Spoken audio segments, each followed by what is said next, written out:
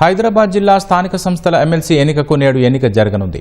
ఉదయం 8 గంటల నుంచి సాయంత్రం 4 గంటల వరకు జీహెచ్ఎంసీ ప్రధాన కార్యాలయంలో పోలింగ్ జరగనుంది.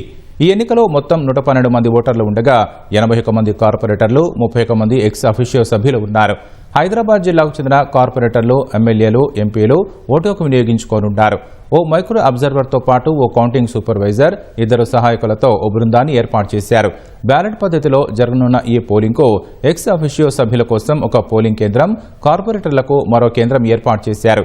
ఈ ఎన్నిక కోసం 250 మంది పోలీసులు బందోబస్తుతో పాటు మొత్తం 500 మంది సిబ్బంది ఎన్నిక విధుల్లో ఉండనున్నారు.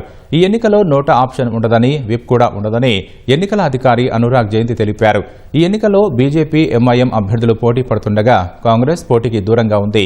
బీఆర్ఎస్ సైతం అభ్యర్థిని నిలబెట్టకపోవడంతో పాటు ఓటింగ్కు దూరంగా ఉండాలని నిర్ణయించుకుంది. ఈ నెల 25న ఎన్నికల సంఘం ఓట్ల లెక్కింపు జరపనుంది.